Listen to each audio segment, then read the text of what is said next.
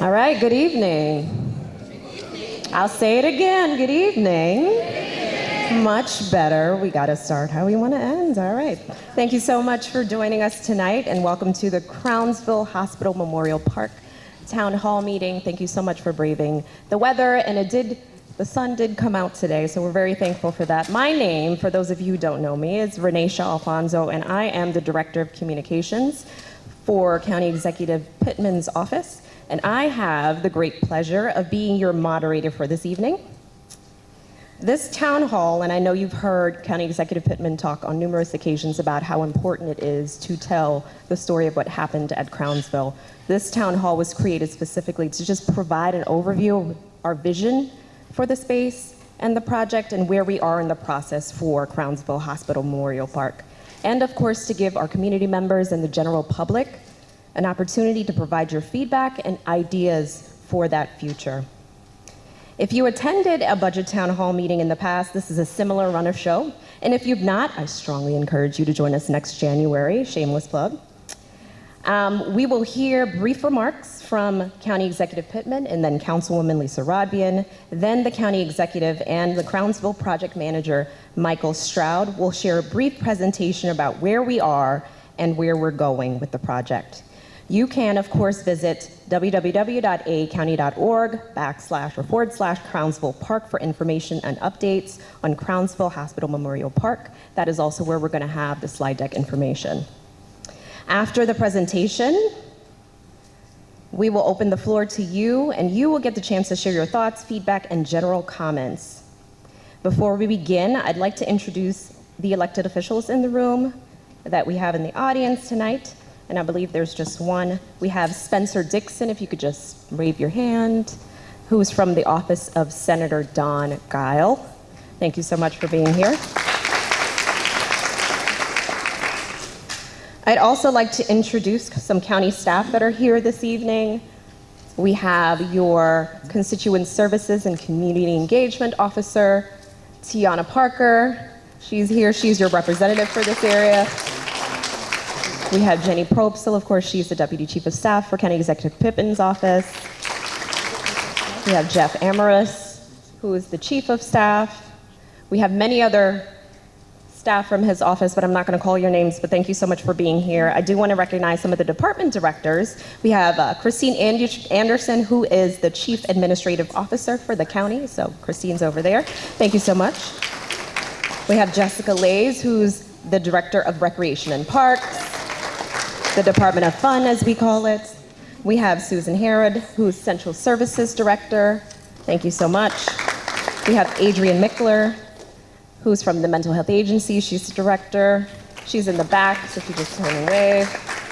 Catherine Gray is here from MHA. She's the Deputy Director. Where's Catherine? And we have a special appearance from former DPW Director Chris Phipps, who's also in the room. Thank you so much for being here. If I forgot anyone, please forgive me. I'm sure there's lots of people here that want to speak, so we're going to get on to it. And we also have a representative from Congressman Sarbanes' office here, Bridget Smith. Thank you so much for being here. So sorry, did not mean to. All right, and now, without further ado, I would now like to introduce the County Executive, Stuart Pittman.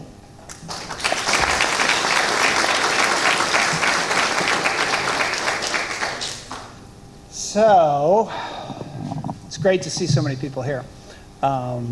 And it's great that the sun is shining because it wasn't earlier, and I don't know that many of you could have made it.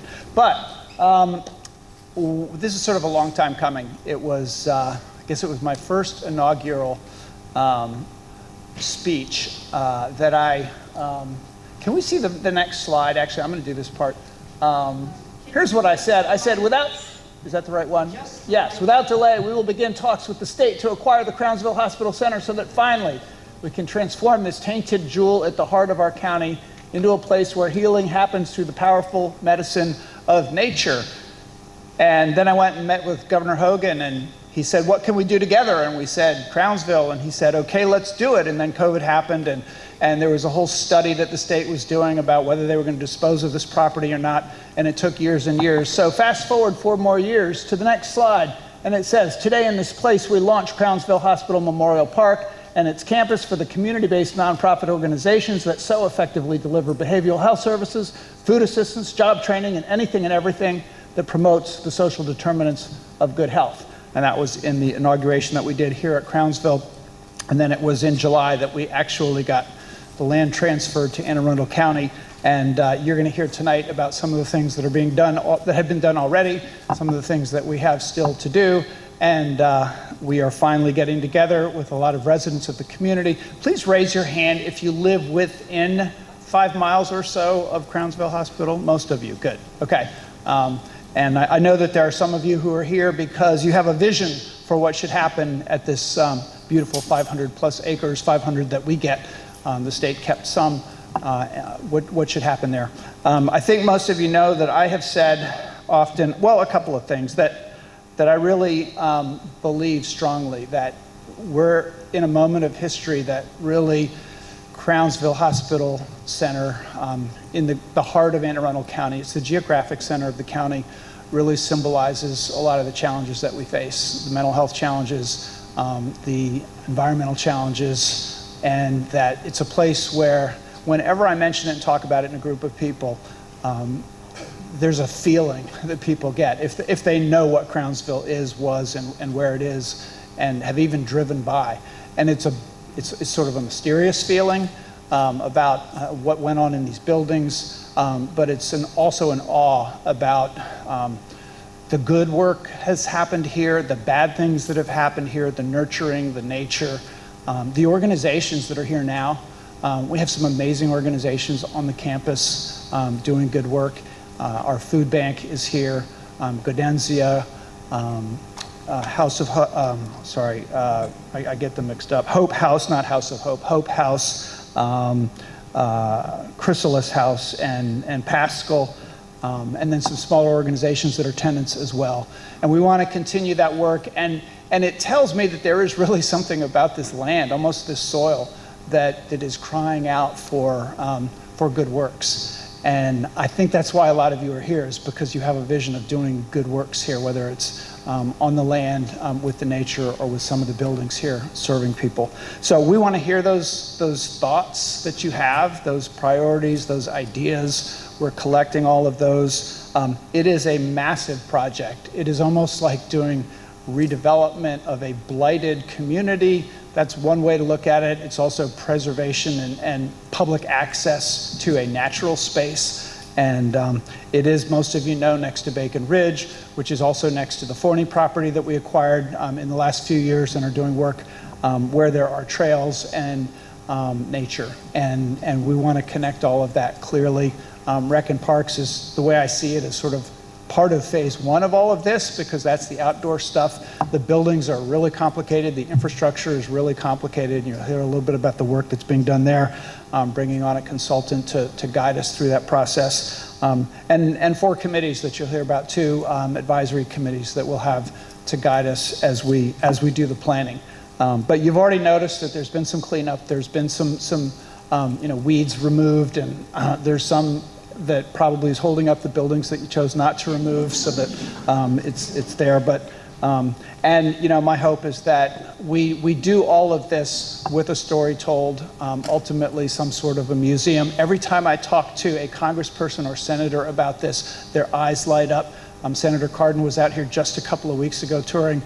Congressman Sarbanes has been out here, and we got a lot of support from the state. The whole state delegation gave us $30 million last year during session to help us get started with the work here. And so there is a consensus that this is a place where the story of how America has handled mental health issues needs to be told, how we can do better.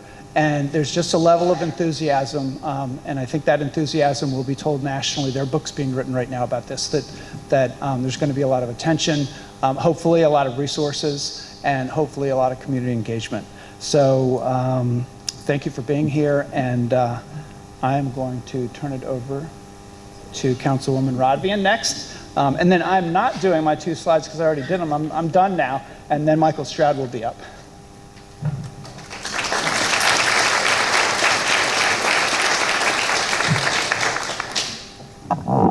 Good evening. I'm Lisa Rodvian, for those of you that I haven't met, but it's actually also wonderful to see a lot of familiar faces. And if I haven't met you, I look forward to meeting you. I'm the councilwoman for District 6, which includes the Crownsville Hospital Memorial Park. And I feel very honored and privileged to be the council member for this district at this particular time as this is going forward. I know that there has already been an enormous amount of work done by Janice Hayes Williams and a lot of volunteers working with her, studying the history to try and make sure that the history isn't lost. I have to think about Crownsville in a unique way, because back in 2010, I was a teacher at Annapolis High School teaching U.S. government. We did a unit on local government, and the local government project was, what should we do with Crownsville State Hospital Center? And it's really exciting to be standing here today in a place where together we all get to answer that question. So I'm basically just going to be sitting here listening and taking notes, and providing whatever feedback, and really sharing that with the county executive and the county executive's office, because they're the lead here. But I'm also ears to the community and your voice with respect to this project. On a totally unrelated note, and I'm just going to take a point of personal privilege because this is really important to the Crownsville community. If you haven't heard, the Garmin Mill property has been put in a permanent conservation easement, and I want to give a huge shout out. It's a property down on River Road, and it's 130 acres permanently preserved, and I want to give a shout out to Sarah Nebo from the Scenic Rivers Land Trust.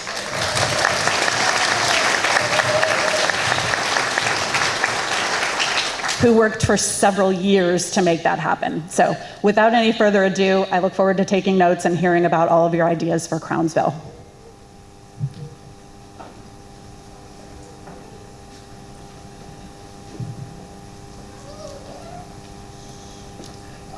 I'm Mike Stroud with DPW. Appreciate you all coming tonight, taking the time and sharing your thoughts with us this evening. I have a few brief slides to go over to kind of orient everyone to the property, and then talk about what we've done and where we're going next. So it is 500 acres, approximately, 76 structures.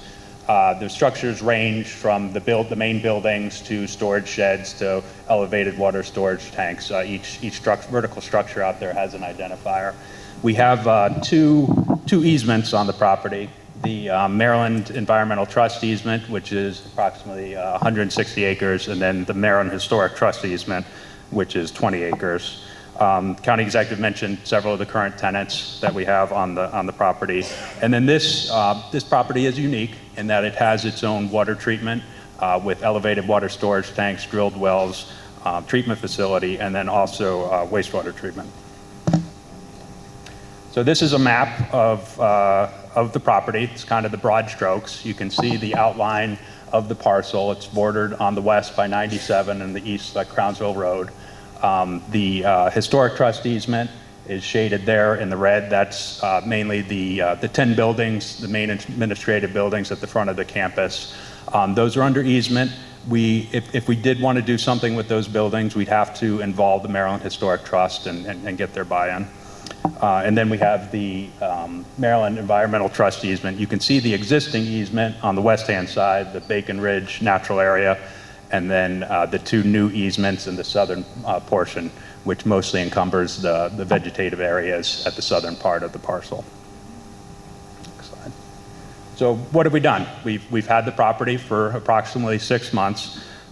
We've done a lot of administrative items in the beginning, working with the Office of Real Estate and Central Services, getting all the parcels straightened, getting all the leases transferred, that sort of thing. We did have some initial cleanup activities. As many of you know, some of the areas needed some attention, so we did the initial road fixing and stormwater, things of that nature. We did some security. We were addressing some security issues, collecting artifacts. And then we also have the oral history collection, which is going on now too. And then we're bringing on board a master plan consultant, and that's a unique process, and it takes a unique procurement process that we're going through now. And then some initial assessment of structures, environmental site assessments, that sort of thing. So what we have coming up, we have short term, and then we have long term. In the short term, County Executive mentioned the advisory committees that we're forming under the four themes: cultural history, health and wellness, infrastructure, rec and parks. Then we also have the patient cemetery memorial, which is in the design phase. We hope to finish that up and work on getting that built. And then we have the trail. We're preliminarily looking at options to connect the Bacon Ridge area on the western side of 97 with this existing Crownsville property. And then the assessments, the building assessment, environmental assessment, those are ongoing. The plan is to have those done in the next couple months so we can turn them over to the master plan consultant. And 41 Community Place, that's an existing county asset. We're looking at opportunities to re-envision that and renovate it, possibly as a nonprofit incubator for office space, that sort of thing. So the long-term activity, the main effort is going to be the master plan consultant. They'll be coming on board in the next couple months, and that's really what we're going to be focusing on. We want to get them on board. We want them, they're going to go through stages. Their first stage, they're going to collect a lot of the data, a lot of these existing assessments, that sort of thing. They really want to understand the property, everything that it encumbers. And then the second phase, we'll be doing more of these meetings. We'll be having large public meetings, maybe smaller stakeholder meetings, community meetings, that sort of thing. There's going to be a long phase working with the master plan consultant to get these ideas, hear from the community. What do you envision for the Crownsville Hospital site? And as I mentioned, that will encumber a lot of resident input. As you saw on the website, there's an email address to send comments. Please, if there's something you leave here and you say, oh, I wish I'd mentioned that, please send us an email. So I appreciate it. With that, we're ready to take notes. So, thank you.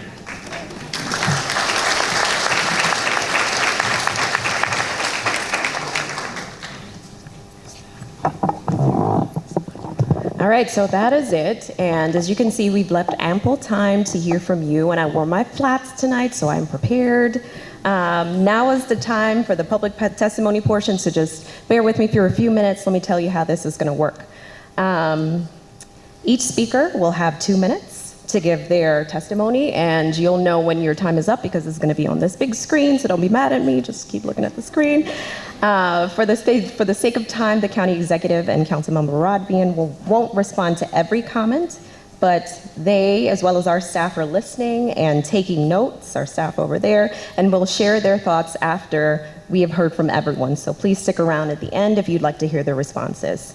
I will start with a list of folks who indicated that they would like to speak this evening. So if you signed up or registered for this event and you said you would like to speak, I have a list of those folks. We're going to call them first.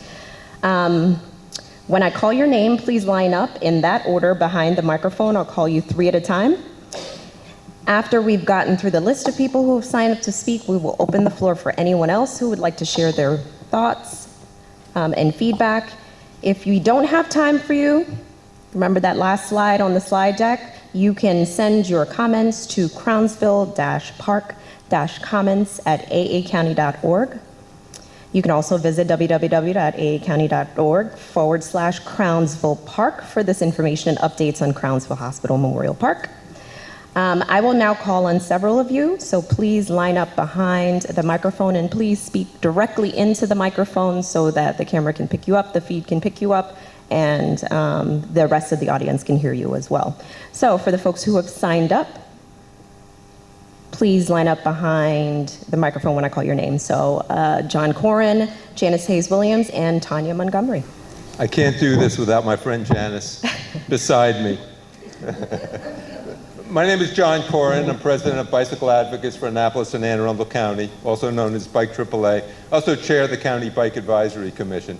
I feel a deep personal connection to this property because we have a program called Wheels of Hope, where we collect donated bicycles, volunteers refurbish them, children's bikes and adult bikes, and then they go out to people in the community in need, especially people in substance recovery who cannot drive and rely on bicycles to get around. We are very grateful to the Anne Arundel County Food Bank for giving us space, and to the county who allows us to be sort of a subtenant. I'm completely aligned with everything that's been said. The importance of history, that we honor it, that we remember it, and that we most importantly learn from it. Preserve nature and provide access to nature. Community service, we are just one among many that have been mentioned, and many future community service organizations who will use this property. And then the last one I want to focus on is access. I want to be sure that everything there is accessible to people of all ages, all abilities, all means, and via all modes. I want people to be able to get to this property and around this property without a car. The South Shore Trail will go right by this property, and there should be a trail connection from the South Shore Trail onto the property. Trail access to Bacon Ridge has been mentioned. People should be able to travel around the property without use of a car, and people with disabilities should be able to travel around the property using whatever assistive device they may require. So I applaud everything that's being done, and my big message is access to and within the property. And look. Thank you. On the money. I taught him well. So for me, I'm looking forward to space to tell the story. I'm looking forward to DPW making sure that all the artifacts are removed to a place that can be put in the museum. I'm looking forward to going to, I'm sorry, Stuart, my cemetery, the Crownsville Patient Cemetery. Is bigger than the county because there are people from 26 states, including other countries. So I'm looking forward to that day, opening those gates. I plan to buy some new gates, Stuart, for that cemetery, and there will be a trail from the museum to be able to go to the site and see where these people lay. It's a sacred place. I'm looking forward to the friends to take care of it. I'm looking for a church that will take care of it in perpetuity. So my wish is a new road, no muddy place, and a museum. Thank you. I will give up my 20 seconds to anybody who wants it. Thank you. Thank you, Ms. Janice. And then one other quick logistical thing, if you could just please say your name before you speak. Hi, my name is Tanya Montgomery. I am a teacher at Indian Creek School. And for the last 15 years, as I've been a teacher there, I drive past Crownsville Hospital on my way to and from work every day, not like a lot of you where I live there. Sometimes it feels like I live there. But I didn't know what it was, really. And as a history teacher, that's one of those things that you shouldn't know. So over time, I've done a little bit of research, and in the last couple of years, I got to know Janice. And as a history teacher, I have integrated the study of Crownsville into my classes. I have been lucky to get to know Miss Hayes Williams and to have her visit my class, have my students go to the cemetery with her, and to work with her on things that I need to learn and that my students need to learn, to make history relevant to them, to make it something that is more complete for them. And even now, when there are only a small number of places that are accessible in Crownsville, I've seen my students buy into learning more about the concepts and the ideas that they have tried to learn about in the classroom, but they don't come alive. They're too abstract. So by using Crownsville as an example, they have been able to make connections across time, building a level of understanding and empathy that isn't easy to create in just a classroom. When you use place-based learning as a teacher, it's possible to have students access real, powerful locations that become resources to help them understand their world better. It gives them a way to acknowledge and honor the people that have inherited the world, they existed in the world that we have inherited. And visiting the cemetery at Crownsville was humbling for them when they realized that they're only generations separated from a time when these people's graves were marked by numbers instead of names. Historic places like the hospital center are important learning tools that prompt students to apply what they've learned to places in their own communities. At the end of this year, I asked them to design a new site for Crownsville, and they included a museum, they included a memorial. Ms. Montgomery, would you please? Yep. And they included a place for social services so that we can continue to partner with them. Thank you. Thank you so much. My apologies, 2 minutes. All right, next up, we would like to invite Sarah Nebo, Faye Belt, and Joy Cortina, I believe, or Cortira. Forgive me if I did not get it correctly. All right. Great. Well, thank you. My name is Sarah Nebo. I'm the Executive Director of Scenic Rivers Land Trust. So our mission is to protect the natural and scenic spaces in Anne Arundel County. So like we just did the Garmin property, but we also co-hold the conservation easement with the Maryland Environmental Trust on the Crownsville Hospital site. We also co-hold the conservation easement on the Bacon Ridge Natural Area just west of 97. So I would love for those two places to be connected. So I am really looking forward to those gates being opened and having access to Bacon Ridge Natural Area from the Crownsville Hospital, and so that people can access that cemetery whenever they'd like as well. I think that's so important. We've been doing Walk for the Woods for the last 18 years, and yeah, it's a great event. You should all get there next year. Hopefully it won't get rained out and it won't be a muddy road next year. But you know, we've been partnering with Janice Hayes Williams for a long time. We were both trying to figure out how long we've been doing that for the Say My Name ceremony. So we would just, I encourage more public access. I encourage access for all abilities, like John Corrin was saying. And I also want, there to be a lot of effort for preserving and protecting and restoring the nature on this property. The forest there is lovely once you get inside, but it has a lot of invasive species on the outside. And we need to take care of our forests to make sure they're there for future generations. And there's also a lot of field on that Crownsville Hospital property. And I think it could be a great place for either regenerative agriculture or even for pollinator habitat, for creating meadows. We have a lot of grassland birds that are declining, a lot of pollinator species that are declining. So I'd love to see, examples of that in a new park. So thank you. Thank you.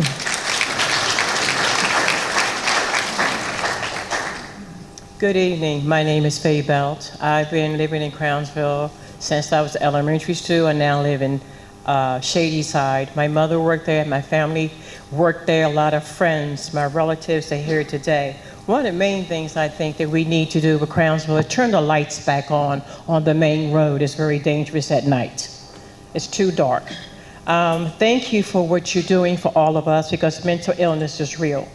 I think that we need more drug addictions, persons who abuse, places for alcoholics, adolescents, also for the elderly, for discharge of military post-traumatic stress. We need a safe space for the elderly to live. And one of my concerns is being a nurse for all these years, a psychiatric nurse that wears many, many hats. The discharge provisions, that's my concern, because outpatient planning for these people, when you put them in the streets, the therapy falls through. Why? Because people chase money, not the purpose. And that's I see them out in the streets, and I have to see them and take care of them for myself. We need different types of therapy that we had in the past and more today because there's more to offer these people. Mental illness, I said that, is very real. And we know now, since we had the COVID, we see more and more people that are mentally ill because they didn't have the time to get their medicines. You were broken, the system was broken. So I pray that we go forward, so many things for us to offer for these people. And I want to thank everyone for your support for coming here because I take this as a nurse very seriously. And thank you, Mr. Pittman.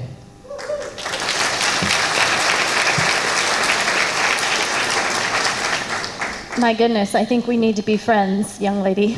My name is Joy Cortina, and I am the founder and executive director of Life of Joy Foundation, which is a newer nonprofit. We're based out of Millersville, virtually run currently. We do not have a brick and mortar yet. But our long-term big picture vision is a holistic health recovery center for mental health. So if you can imagine like a Shepherd Pratt, but holistically oriented, that's what we're going for. So it's amazing. You talk about the feeling that you get from that property, and I can say probably one of your security guards might be able to confess as I took a little drive past the main building one day and had a moment with the property myself. There is a very strong connection with me in this property, and I don't know where it comes from, but I have a vision of bringing justice to this land, bringing healing to this land before ground is even broken. And I mean that in both an energetic way and a spiritual way.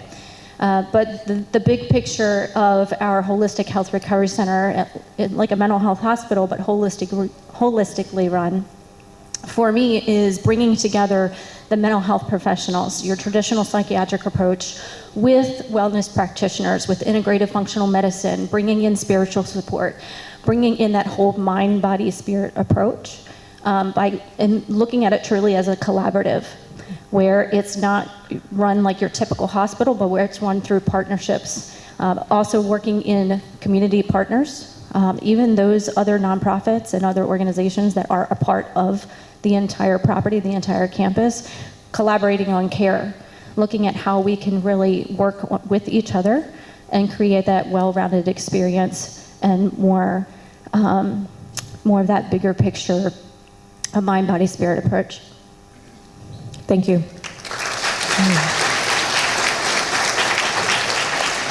The next three individuals that I'd like to invite up to the mic, Jackie Cowan, Kat Seguin, and Chris Gowan.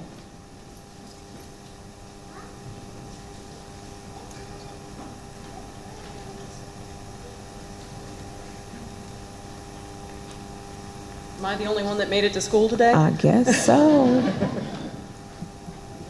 All right. I'm Kat Seguin. My Sorry. apologies. It's French Canadian by Look way like of a Texas. Q. That's fine. Anyway, so thank you all so much for having this event this evening. Really appreciate it. I actually just moved here. I bought a house in 2020. Imagine that. Haven't had too much of a chance to get to know the community, but I'm very pleased to see just how active and how important open spaces and natural spaces and historic spaces are for the area.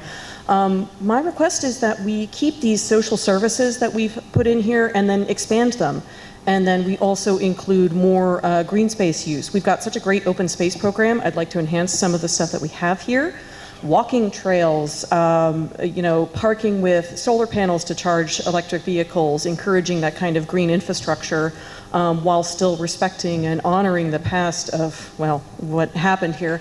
We'd also like to include things like maybe a dog park, space for a farmer's market, stuff to really involve the community in a space that, doesn't have a great past, but we can build on understanding that history by making this a space where people want to come. If people want to come here, they will want to learn about what happened here, and they will want to learn how they can support the community as a whole.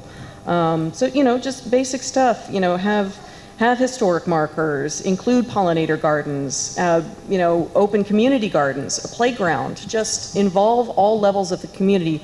I agree with previous speakers, access for everyone, no matter, size, shape, means, etc. That's really it. I'm just sort of in agreement with everybody here. Respect the past, don't forget it, don't ignore it, and make way for the future by bringing everybody together. Thank you.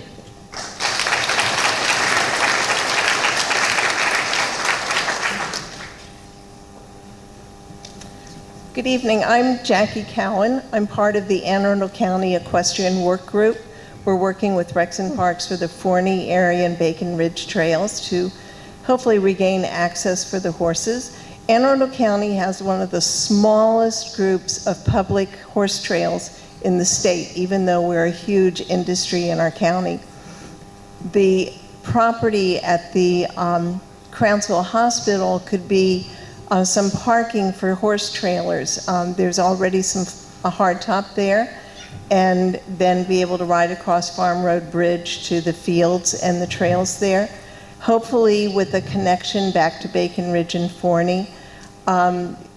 Years ago, I rode all those areas with the Windy Knoll Horsemen, and we maintain those trails, and it is a beautiful area. We're really hoping to be able to expand the equestrian public shared trail use in Anne Arundel County in several different areas, but this would be a predominant one. We are looking at building a parking lot for buses and trailers over on the Forney lot, but that will be several years coming. So I want to thank you all very much for it. I think the project sounds wonderful and everybody else's ideas are terrific. I hope that inclusion can include the horse community as well. Thank you. Thank you. So no Chris Gowan. All right, so the next three individuals I'd like to invite up to the mic: Aaron Paquette, Chris Weinstein, Delilah Schroeder. Hope I got it right.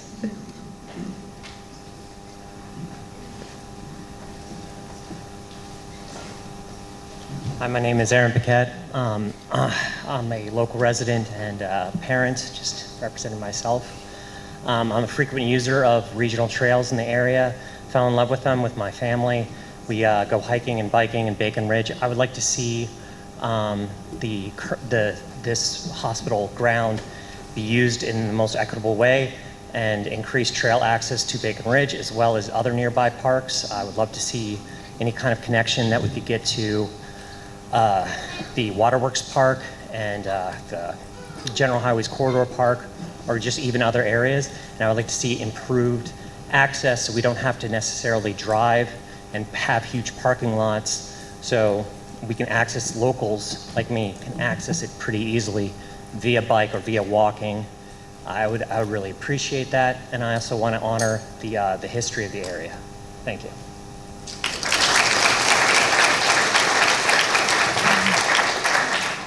Hello, my name is Chris Weinstein, and I'm the president of Friends of Anne Arundel County Animal Care and Control, which is a nonprofit that was created by the shelter volunteers to help improve and save the lives of the homeless pets of our county.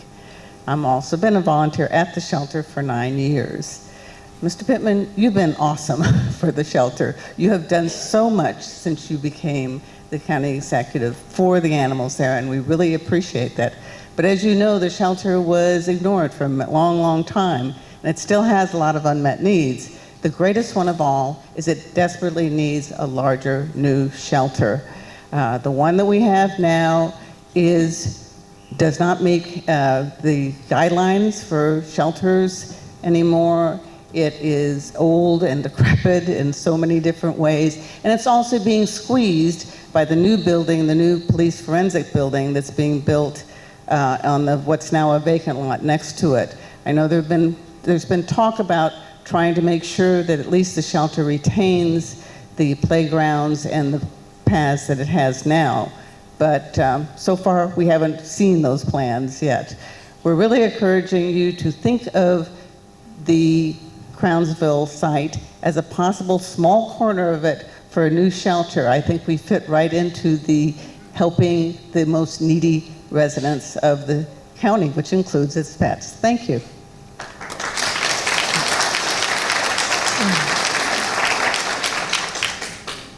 Good evening. My name is Delilah Schroeder. I've been a volunteer at Anne Arundel County Animal Care and Control for 9 years. I'd like to brag for a minute and tell you that when my twins turned 18 a couple of months ago, they both became volunteers as well. One of them's here today. Thank you, Mr. Pittman, for repeatedly visiting the shelter and supporting all the improvements that have been made there. But As Chris said, the improvements only go so far when the basic structure is completely flawed and outdated as the shelter building is. There's no room at the current location to construct a new one, and also, as Chris said, we're being squeezed to even lose some of our space because of the new police building. Setting aside a small portion of the beautiful centrally located grounds of the Crownsville Hospital for a new animal care and control shelter makes sense, and it's very appropriate. A few months ago, you chose the Crownsville Hospital grounds for your second inauguration ceremony, saying you wanted to underscore your administration's focus on helping the county's most vulnerable residents. We're asking you to please also to continue to help its most vulnerable pets, the homeless ones in this county's care, by building a new shelter for them on those same hospital grounds. Thank you for listening, and thank you for all you've done for the shelter.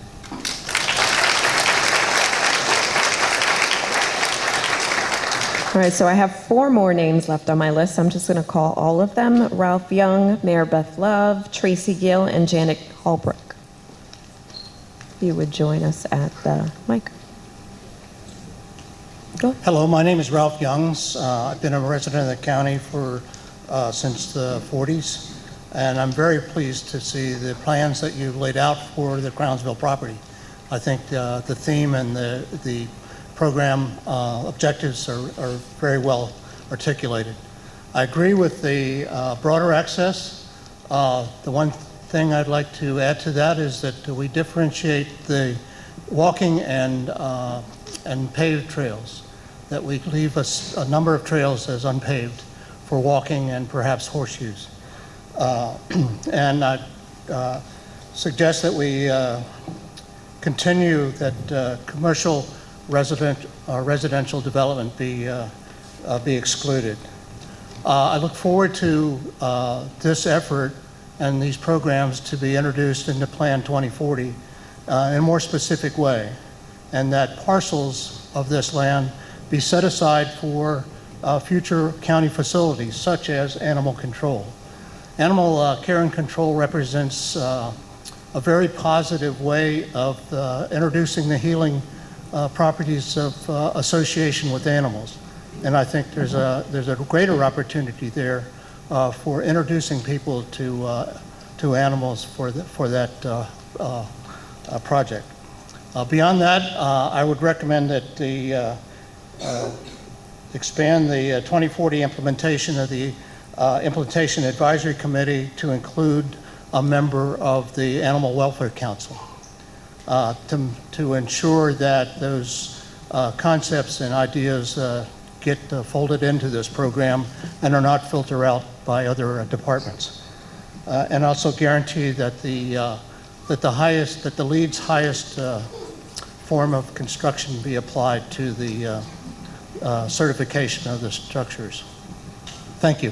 Thank you.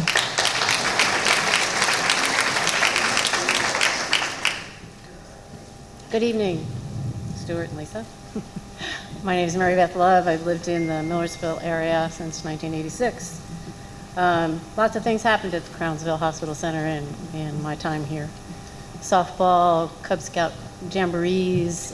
I support a couple of the tenants over there right now. I think it's very important that the county took on the preservation of this history. It's part of who we are and right in the center of our county.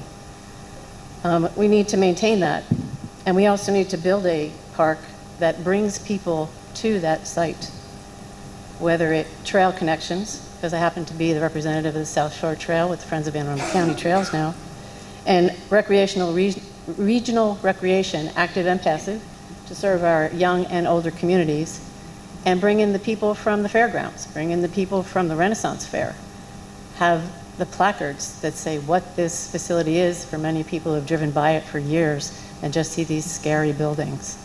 It's a perfect opportunity for the community to recognize and honor and also satisfy the needs of current residents.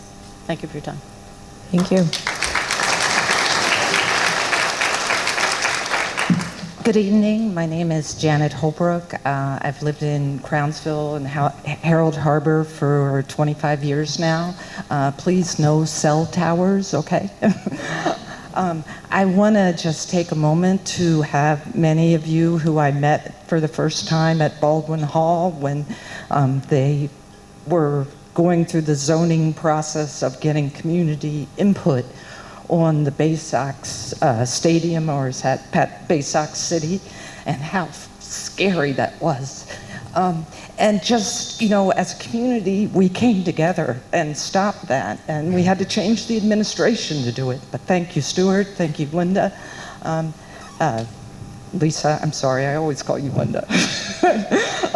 So I just want to thank you for stopping that train. And I want to ditto everything Sarah said and thank her for Garmin. And I think the mental health, what our kids are going through, what we're putting them through, is so important that we address that. Also, what about the solar farm? I guess all that's still up, but I just remember all the crazy ideas we came up with when we were trying to keep it from being Bay Sox City. So my friend mentioned a farmer's market. Bayhawks. Sorry, not Bay Sox. So sorry. You can see this is a problem for me. So yeah, a farmer's market, which sounds like a good idea. And the historic, remembering the things that Janice is leaving, great. And please save the weeping willow trees. Thank you. Thank you. And before we move on, we do have Miss Chanel Compton here with us this evening. She's the executive director of the Banneker Douglas Museum, and she's going to speak as well. So please. Okay. Yeah, go ahead. Hi, I'm Tracy Gill, and first of all, I want to say thanks for the opportunity to speak. And second, I just wanted to mention this little, when I was in high school at St. Mary's, we went and sang to the people at Crownsville, and we did it several times, and we'd stand there. We were scared because, people were kind of scary looking. And afterwards, they would come up and touch us. They wanted to hold us, and it scared me. I was like, oh. But afterwards, I was really crying after it. It made me feel like how much love they needed and weren't getting.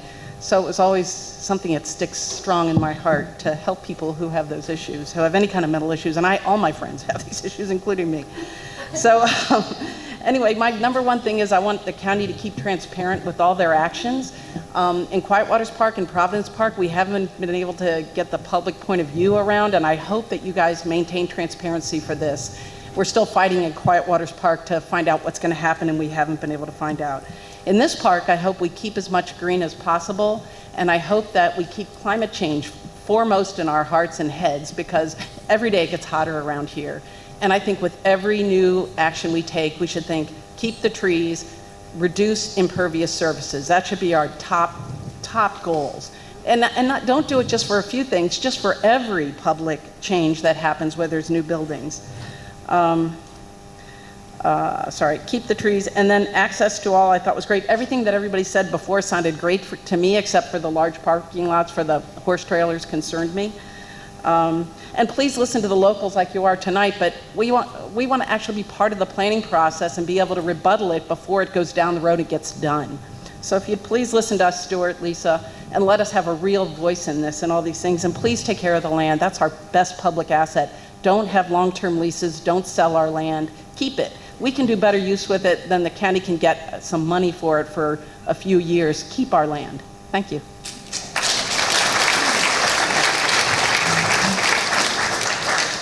Good evening. Thank you for having me. As the director of the Maryland Commission on African American History and Culture, I'm here today to speak on behalf of the preservation and the active interpretation of Crownsville Hospital being an African American heritage preservation site. The history there as being a site of genocide of African American patients is something that we need to actively honor, atone for, and share with the general public. I think that there are plenty of opportunities to reactivate the space in new ways, but we need more than a plaque. We need more than a monument. We need active programming to preserve its history. Currently, there are murals that were painted by patients still on the walls. Those need to be documented and preserved. There are historic documents still in the building. Those need to be actively documented and preserved in an appropriate museum facility. This history should not be forgotten, just as we preserve the Holocaust Museum. We need to preserve this history as well in that same vein to promote greater empathy for African Americans, for mental health patients, and to do better for the next generation. Thank you. Thank you, Ms. Compton.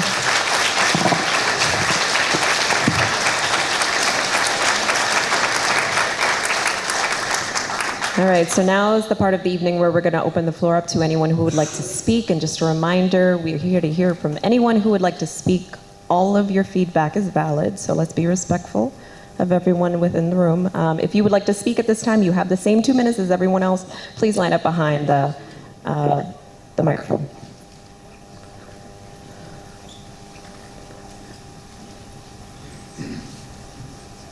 And please speak into the mic and say your name before you speak. Oh, I'm taller than most. So let me adjust this. Good evening. My name is Michael Liggins. I am representing in Bloom. So in Bloom, what we do is we partner with community organizations to build gardens. Right now, we have a couple of projects at the elementary schools here within Anne Arundel County. But our main focus is actually training those individuals for the jobs of the future. We don't want to we know that tomorrow's jobs are not just going to be guys and gals out there digging holes. Technology is sweeping across America, sweeping across the world, and we want to make sure that everyone that comes to our gardens are participating in that. Myself, my background is in programming, and so I help the children understand how they can actually use technology to track things like weather, yield, and so forth. We're actually also in the process of defining a digital marketplace where people at one end of Anne Arundel County can communicate with people at the other end of Anne Arundel County who are growing their wares and actually communicate and say, hey, I got extra tomatoes, you got extra carrots, let's meet up, let's make an exchange. But there were some questions that I did have. You asked earlier how many people live within 5 miles of the Crownsville property. My question back to the panel is how many people are descendants of the people who were victimized at the hospital? Because I was raised, if someone takes something from you, the only one thing and the only right thing you can do is give them back their value. Not what you say the value is, but the value that was taken from them. And so I think that before we start divvying up the land, that the people should have their voices heard. Every proposal that is ever given out for Crownsville, it should be put in a trust, and the people, the residents and the descendants should vote on whether or not they want those services on that land, because this is our land. Thank you. Thank you, sir.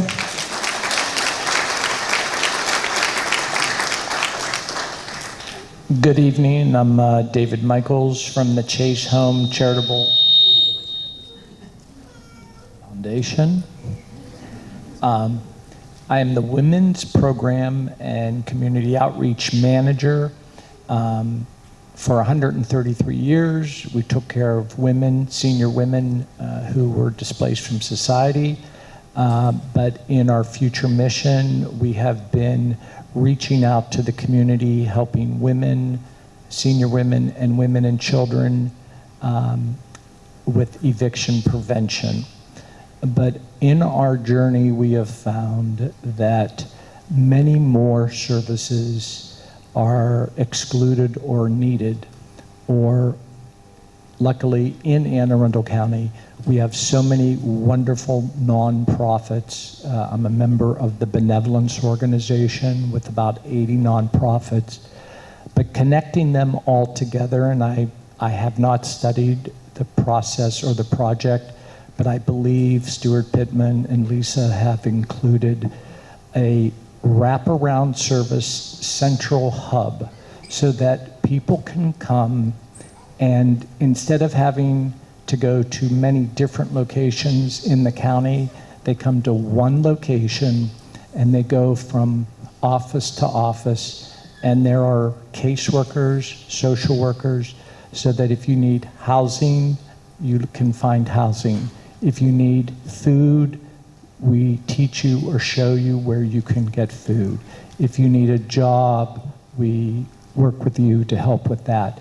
And we don't run people around, but we become a more efficient use of services And I think we're working toward that as we go along. Thank you. Thank you.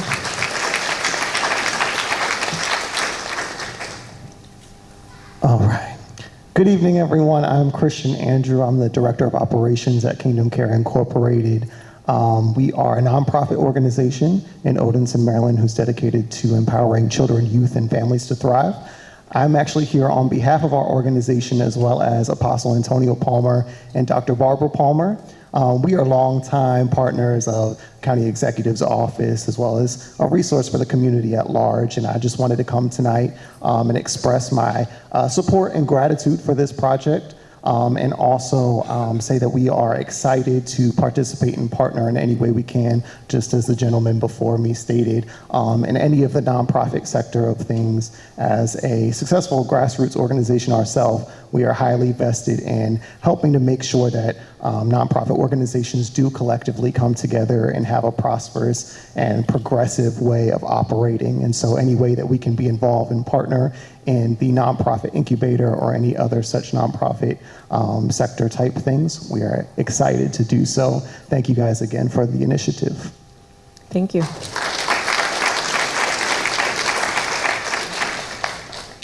Hi, I'm Matt Johnston, Executive Director of Arundel Rivers Federation. We're a nonprofit who protects and preserves the South, the West, and the road.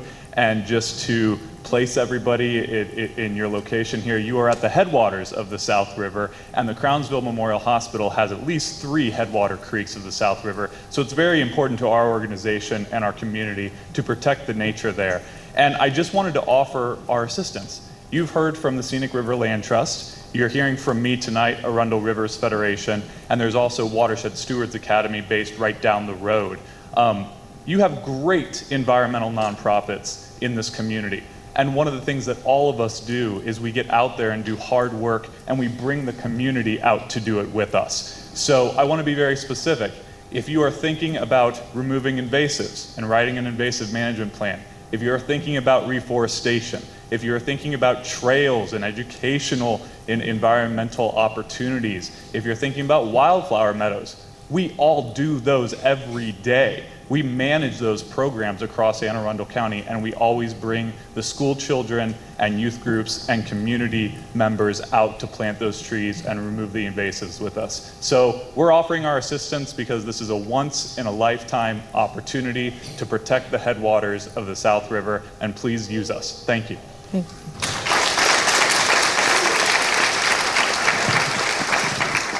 Hi, I'm John Wakefield. I have come to say hello. I am a Crownsville resident, and before I was a Crownsville resident, I'm also a 24-year performer at the Maryland Renaissance Festival right down the road. Sorry for making your traffic so terrible 9 weeks a year.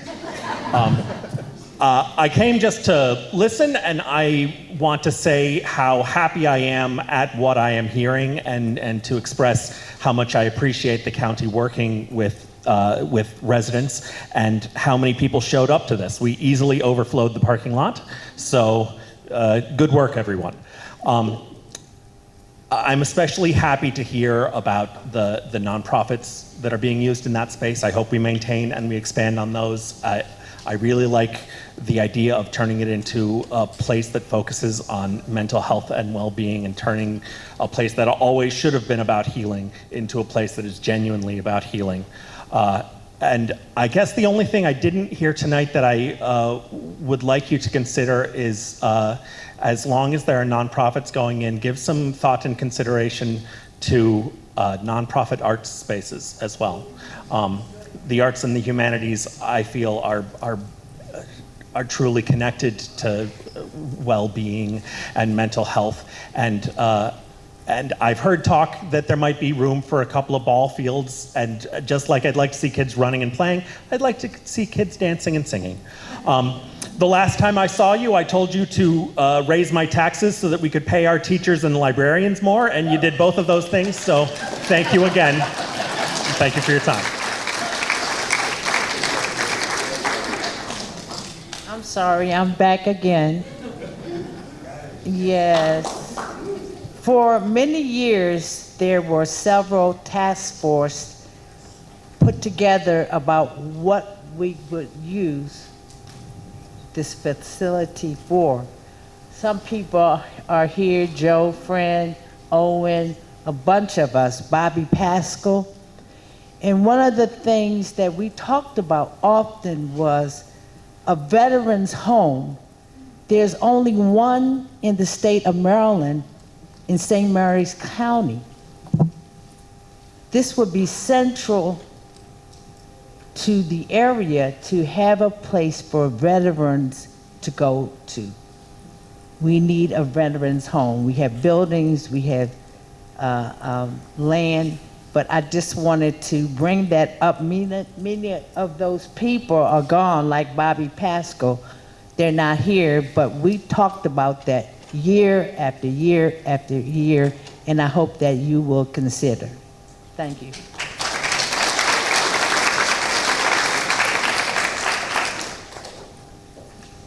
My name's Alice Robeson. I live in Cape St. Clair. I've lived in Maryland since '72. I've lived in Anne Arundel County since 1976, in Glen Burnie, and then in Cape St. Clair. When I was a high school student, I volunteered at 2 mental hospitals in New York State. And when I lived in Glen Burnie, one of my neighbors became a patient at Crownsville. The nature was very much the same of those facilities.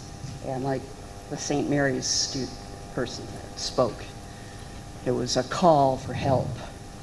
These buildings are a call for help. In Cambridge, there's a mill that's been renovated and has technology training. And I think it would be really cool if there was a cooking school. And at this beautiful grounds, you could learn to forage for things like dandelions and health weeds, but there's a lot of things that are edible. I got my master's in history at UMBC. The book 1619, which was published a few years ago, national parks started to have a focus, not just talking about the plantation house, but the slaves that built it, and focusing on the slave center and the strength and the humanity of that part of our history. Isabel Wilkerson's books, Cast, and anyway. The archives that could be developed. Ma'am, would you please conclude your comments? Yes. Thank you. Yes, thank you. Sorry about that. If you didn't get to say everything you would like to say at the microphone, because you only had 2 minutes, there is an email address that you can send them to, crownsville-parks.comments@aacounty.org. Thank you. Please. My name is Dan Tootle, and I represent veterans and military families here in the county. Janice, there is a second veterans home that will be built in the state. It's up at Westminster. It's not going to be here in the central part of the state. Department of Veterans Affairs has already well into the planning for the second veterans home up in Westminster. So it's not going to be here, but there is going to be a second home. More for you, Mike, as we're looking at this property and the use of this property, one of the big issues that we've been facing all along is access to get here. So I'm hoping that there's going to be coordination within the county, both with our transportation department and the state department. We need bus service on General's Highway. So there's good public access to get here. And also for our people who don't want to drive cars, we need those bike lanes on General's Highway to get here safely in something other than a vehicle. Mr. Pittman and I have been talking since his transition in 2018 about placing the Veterans Services Coordination Center here at Crownsville. We have the property now. We, of course, would like to find a home for that Veterans Coordination Center here at this location. So I'm hoping that in our planning and looking at what county facilities are going to be here, that we also include that within our thinking. Thank you. Thank you, sir.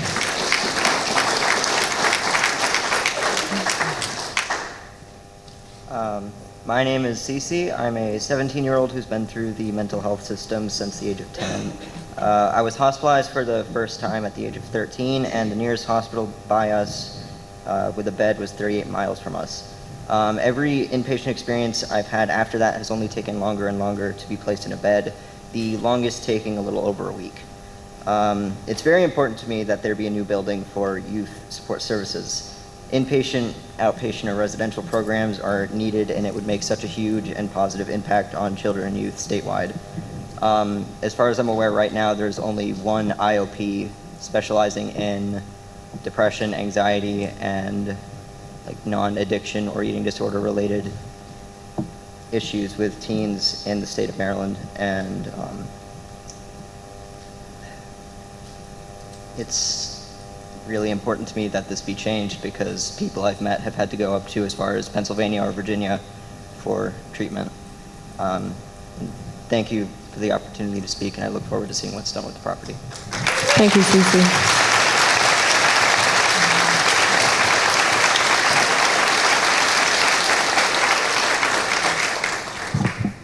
Good evening, everyone. My name is Marjorie Kehoe, and I'm a resident of Arden on the Severn, and I am overjoyed with all the plans and the options for this space and people coming together with such creative, wonderful ideas. That this area could be an area of healing is just heartwarming after the tragedy, the horrible things that have happened there. And I'm still learning about what happened at the hospital and want to learn more. So welcome more information about that. I really wanted to say how much I appreciated the last speaker too. I think mental health is just so important, and however we can serve those people that are struggling with mental illness here with this piece of land, I think it would be wonderful. And one of the things that I would like to see is a part of the land turned over to community gardens. I think having a place where people can go, where they can be at peace, where they can find quiet and solitude, and where they can engage in an activity that's meaningful to them and their families, I think is really wonderful. The Kinder Park offers community gardens for individuals and families and training along with them. And it's such a wonderful thing, I think, that the families go there and they learn how to take care of themselves. They learn how to take care of each other. And I think that's what this community needs more of. Ball fields, I keep hearing more and more ball fields. But I think athletic pursuits, raising up athletic pursuits and sports, that's great for some, but not all kids want that. And I think we ought to provide some opportunities for other pursuits for our children to develop other aspects of their personalities, and that we can all learn to help ourselves be more sustainable and take care of our planet and our waterways. Thank you. Okay, thank you for your patience. Hello, I'm Krista Robinson, and I hadn't really planned on saying anything, but since I feel like now I have to put in my 2 cents worth, I'm a volunteer for the ASPCA. I have a horse, 2 cats, and I volunteer for several organizations as an environmental volunteer. And I'm also a University of Maryland Extension Master Gardener, and I love to try and help restore the environment. So if this can be a place of healing for all, not just humans with ballparks, but for people and animals and pollinator gardens and forests, I think that would be one of the greatest gifts that we could give ourselves as a county. Thank you. Thank you. Hi, I'm Faye again. Let me put everybody at ease. Crownsville was a dark place back in the day. We didn't know any better, and it was ran by a different race. And when the blacks came in the 1960s, it changed. I worked there. I love psychiatric. Let me say something to you. It was a beautiful place, and I was understood that my cousin, his dad, my mother's father helped build that place with bricks. It was a beautiful place. You have no idea. The gardens, everything was healing there. What's there now is a tragedy. That's a dark place. The healing there was amazing. You have no idea. People that don't understand, forget that movie that was made. That's a lie. The place was so beautiful. The healing was beautiful. The therapy was beautiful. The doctors was beautiful. The medicine was beautiful. People came from all over the United States to work there. People came from all different countries to work there. All these people, I grew up down South County, Arundel County. It was beautiful. Where we are now, we got to reopen it to make it what? A safe place, a beautiful place. Don't get it twisted. Crownsville was a healing, beautiful place. We lived right next door, John and myself, and it was a gorgeous place, a safe. I never ever feared mental illness. My mother taught me as elementary child, we are people. I didn't even know what that word was. We had them in our homes. They stayed with us. People, there are people with a chemical imbalance. Medication came with Dr. Phillips. Other people came from all over countries to bring Crownsville where it is today. And today, people are functioning like you and I went to school. They had a lot of education there. Let me tell the story. Thank you, Ms. Faye.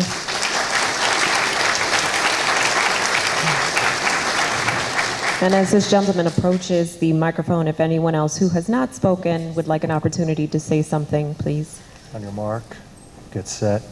Good evening. My name is Michael Klassmeyer. I'm a Master Watershed Steward. I was on County Executive Pittman's transition team. I'm the trail guy. So the reason why I have trails at Bacon Ridge, I started working on that in 2003. If anybody here use the trails, raise your hand. Anybody like those trails? Yep. So we would like to add more trails. One of the benefits, and I think one of the things that's attractive to a lot of people, is that no matter what we do with trails, if you turn away for a year, they're gone. So it's ephemeral, which is great. We'd like to bring the statewide middle school and high school mountain bike racing league to the site and have a state championship course that they use every year. Again, back in the fields, out of the way, environmentally sustainable. Another way for kids to get outside that doesn't have to be an individual ball sport. There's plenty of volunteer opportunities. The parents are super involved. We'd also like to work on a connection with Gavin to the City of Annapolis Waterworks Park, which we were also instrumental in building. So that's 2 trail systems built for people on foot and on bikes to get out in the woods at very little county expense. Tens of thousands of dollars, I think, was the total cost of that, but all volunteer hours. So really important that we recognize all the hundreds of people that helped us build all those trails. Hopefully we'll have more coming soon, and we just want to make sure that people have access to the area, they have access to the wooded areas for, the Scenic Rivers Land Trust. People use our trails to get access to invasive species. Everybody is using those trails. The hunters use those trails. So with that, thank you for all your support over the years, County Executive, Rec and Parks, and here's to more trails in the woods. See you in the woods. Thank you very much. Thank you.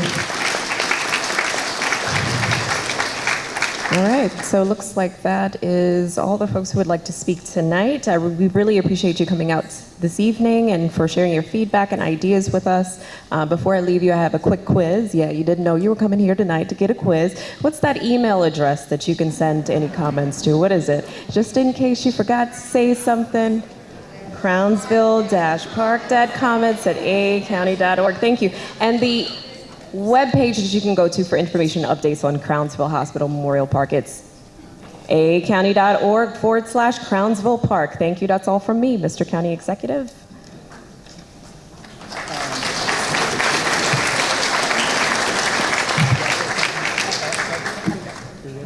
Just say thanks on my behalf. I want to go home. Well, I mostly just want to say thank you, but I loved everything I heard. And it did feel like there was a vision that was forming right in this room. Michael, you got your work cut out for you. We'll check back in 6 months. This will all be done, right? But I do want to say something about the nonprofit incubator, accelerator, whatever you want to call it. Michael mentioned it briefly, but 41 Community Place is a building that the county already owned and has done things in the past. And we did put in our budget the money in the capital budget to fix up that building and a position to coordinate. They've been already working on this for about a year with a lot of local nonprofits, but a position to coordinate that center. And it'll be a place where it'll house some nonprofits, and I think it'll be a place where a lot of the great thinking and ideas will happen on site that will grow from there into the rest of the facility. So I'm really excited about that, and that will be one of the first things that will happen.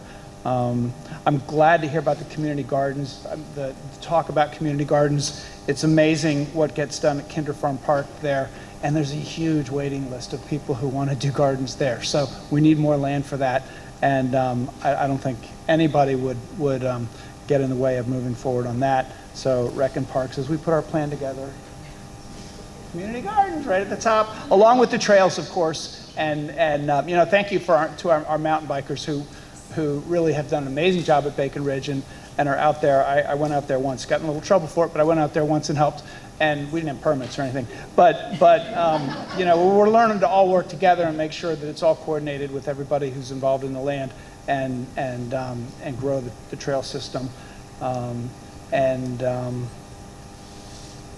Yeah, and then the only other thing I would say is there was something mentioned about transparency and still trying to find out about what's going to happen at Quiet Waters and some other sites. And really the problem is when it's in the planning phase, nobody knows what's going to happen. So there is no plan on Quiet Waters, and there is no plan yet on Crownsville. So there's not a secret plan to present.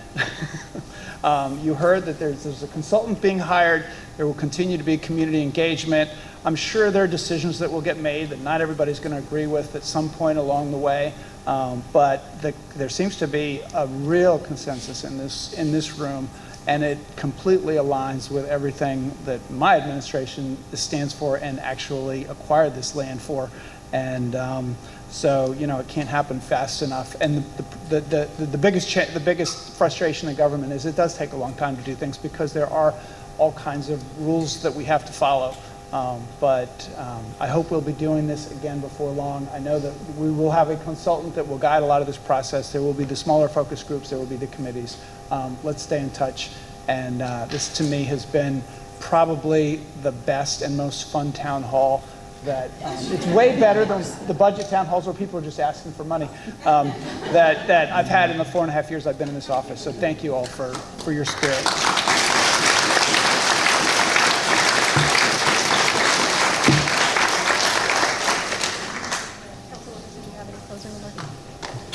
Yes, yeah, okay. She said no, but that's really, I just want to let you know that I've literally got 2 pages of notes, and so I took notes on every speaker, so that's all I got.